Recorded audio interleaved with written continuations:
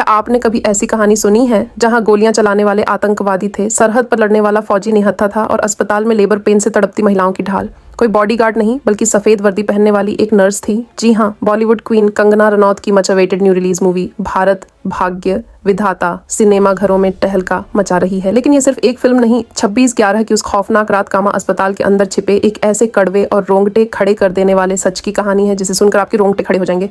एक तरफ सिस्टम की वो डरपोक अफसर जो अवार्ड ले उड़ी, और दूसरी तरफ नर्स गीता और रिटायर्ड फौजी भानु दादा जिन्होंने इतिहास तो रचा लेकिन उन्हें कोई मेडल नहीं मिला।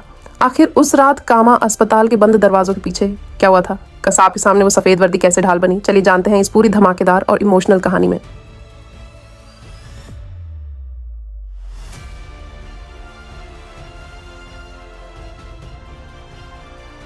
मुंबई हमलों के बाद का माहौल बेहद गंभीर और तनावपूर्ण था। अस्पताल में पिछले 4 साल से ड्यूटी पर तैनात नर्स गीता माधव गांधारी अपनी गवाही के सिलसिले में खुद पुलिस स्टेशन पहुंची थी। वहां पुलिस के बड़े साहब और जांच अधिकारी ने सिस्टर गीता से मिलकर कहा, सबसे पहले तो आप लोगों को बहुत बहुत थैंक यू। कसाब को फांसी दिलाने के लिए एक वाटर टाइट लीगल केस बनना बहुत ज़रूरी है। अगर थोड़ी सी भी मिस्टेक हो गई तो वो कानूनी रूप से बच निकलेगा। इसके जितने भी आई विटनेस थे उनसे अपराधी का आइडेंटिफिकेशन होना बहुत ज़रूरी है। उसमें आप सबसे इम्पॉर्टेंट हैं। आपको थाने और कोर्ट आकर उसकी पहचान करनी होगी। गीता ने दुविधा में पड़कर कहा कि जो हुआ वो तो पूरे कामा अस्पताल ने देखा था। लेकिन अधिकारी ने साफ किया कि सिर्फ गीता ने ही सब कुछ इतने करीब से देखा है, इसलिए उसकी गवाही ही सबसे पुख्ता साबित होगी। जब गीता ने थाने से घर लौटकर अपने परिवार को यह बात बताई तो घर में कोहराम मच गया। उसके पति और पिता बुरी तरह डरे हुए थे। उन्होंने गीता पर दबाव बनाते हुए कहा कि वे लोग मिडिल क्लास हैं और किसी पछड़े या पंगे में नहीं पड़ना चाहते।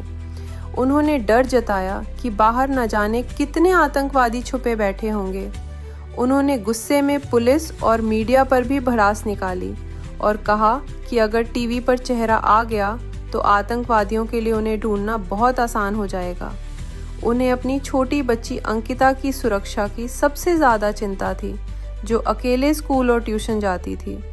चारों तरफ से मिले इस भारी दबाव और अपनी बच्ची की सुरक्षा के खौफ में आकर गीता ने कांपते हाथों से वापस पुलिस स्टेशन फ़ोन लगाया और रोते हुए गवाही देने से मना कर दिया। अधिकारी ने मासूमों का वास्ता देकर उससे मिन्नतें की, लेकिन गीता ने मजबूरी में फ़ोन काट दिया। इस घटना से ठीक पहले कामा अस्पताल के भीतर का माहौल हमेशा की तरह प्रशासनिक राजनीति और रोज़मर्रा के काम के तनाव से भरा हुआ था। अस्पताल की मुख्य बॉस सीनियर मैडम बेहद गुस्से और अड़ियल मिजाज की थीं, जो बात बात पर दूसरों पर धौंस जमाती थीं।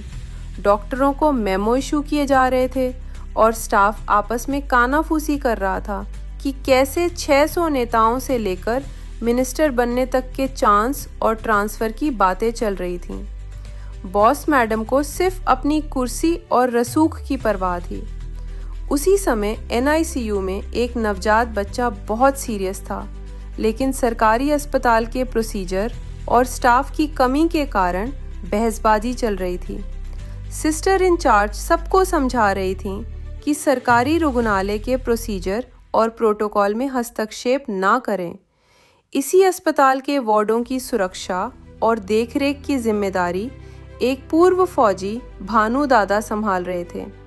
वे अस्पताल में कोई मरीज नहीं थे, बल्कि वहां पुलिस और सिक्योरिटी गार्ड के रूप में तैनात थे। भानु दादा बेहद खुश मिजाज और हिम्मती थे। उन्होंने स्टाफ से मुस्कुराते हुए कहा था कि 30 तारीख को उनका रिटायरमेंट है, जिसके बाद वे आराम करेंगे।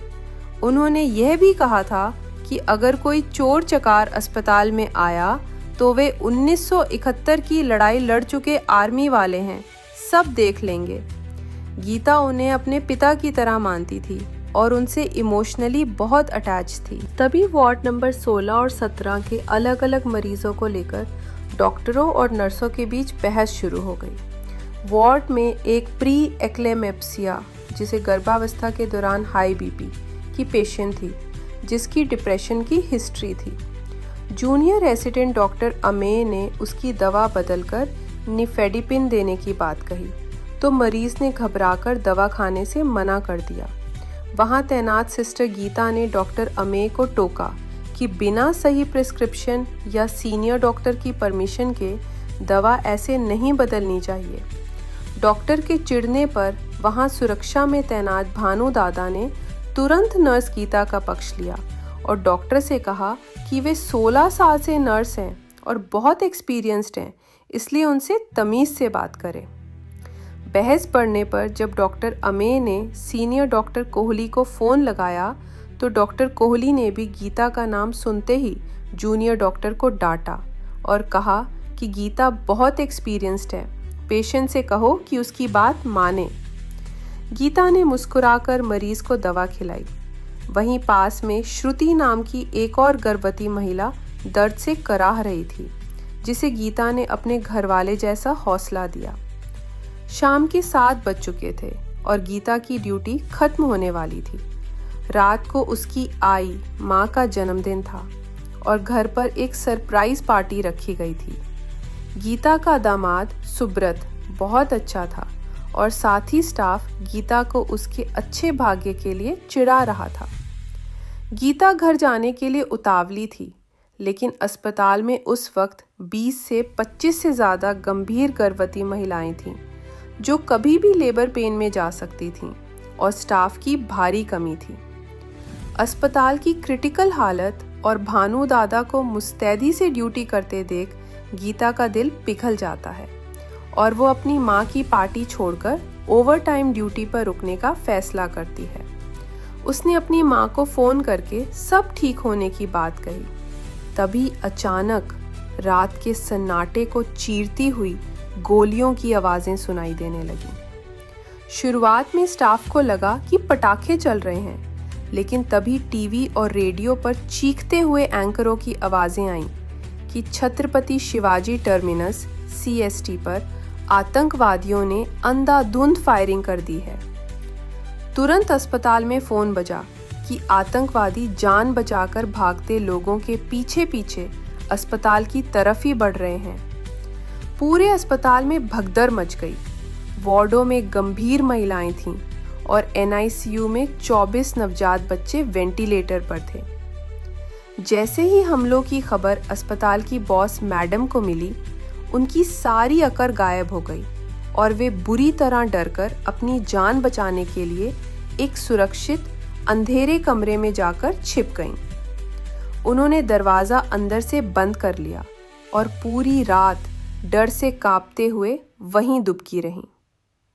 इधर कसाब और उसका साथी अंधाधुंध फायरिंग करते हुए कामा अस्पताल के भीतर दाखिल हो गए।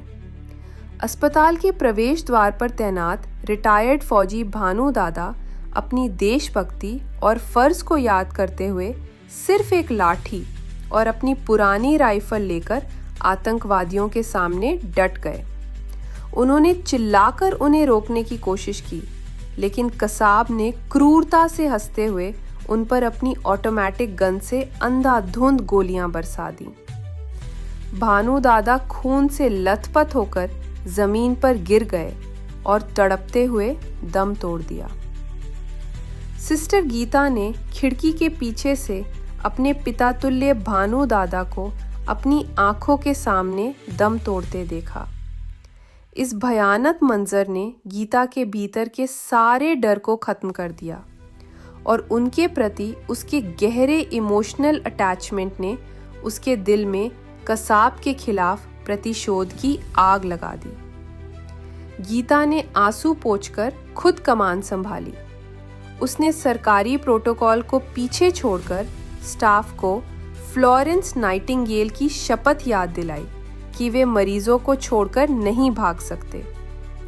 गीता के नेतृत्व में तुरंत रणनीति बनाई गई।